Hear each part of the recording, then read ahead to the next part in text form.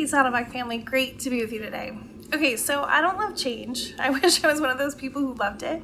I have a lot of friends who love it when change comes. Their response is typically, isn't this fun? Isn't this exciting? But for me, the fact is I kind of hate it. From simple things like a new haircut to bigger, more important things like a job change or change that comes after loss or change that turns my world upside down. It's just always taken me a heartbeat longer to adjust, to catch up, to understand or get used to any form of change.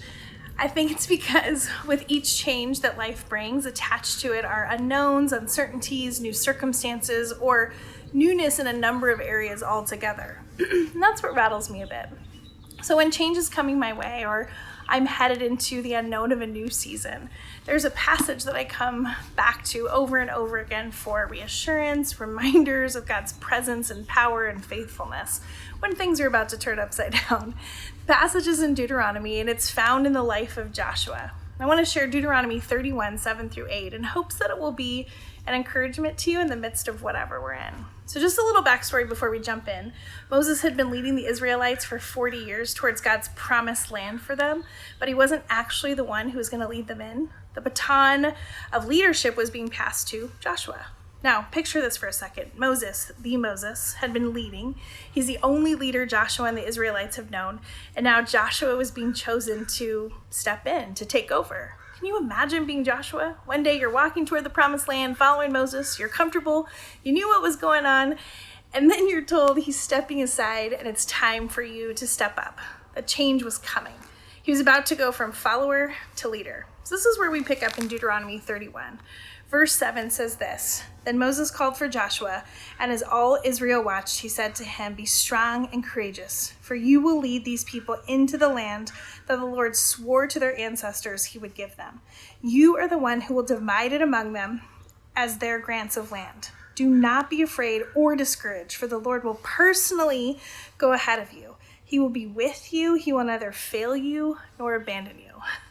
I can only imagine how scared Joshua must have felt or the questions he might have asked himself. Can I actually do this? What if I mess up? What if I get lost? What is actually ahead? Well, we don't know actually what is going through Joshua's head in this moment. Maybe some of these questions sound familiar to you when change is about to hit. Maybe you ask, can I actually do this? Am I going to make it? Will I know what to do? Will I have enough? Am I enough? It's when these questions start to roll through our heads that fear, anxiety, insecurities, or a whole bunch of other things can start to lead the way. I think it's here in this moment where we find reassurance and reminders of God's promises to us. Verse 8 reminds us, Do not be afraid or discouraged, for the Lord will personally go ahead of you. In the midst of change, whatever's next for you, whatever new season you're walking into, God has gone before you. He's in your next space. There's no surprises for him. We're reminded that we don't need to be afraid or discouraged in what's next. Another promise that's found in verse 8 is that God is with you. It says he will be with you. He will neither fail you nor abandon you. God is with us in the good and bad and everything in between, in the confusing and the hurting and everything in between, in the happy and the sad and everything in between. When change happens or when change is coming, it's really easy to feel lonely.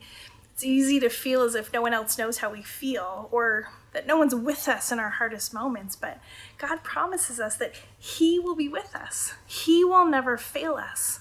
He will not abandon us on the road ahead. I don't know about you, but it brings me comfort and instills confidence in me being reminded of these promises, that God has personally gone before me and that he's with me.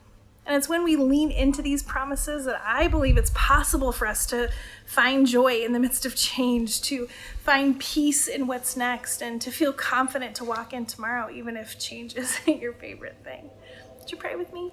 Dear God, thank you for these promises. I pray that you would remind us daily that you are with us, you are for us, and you've gone before us. Thank you for loving us. Amen. Thank you for being with us today.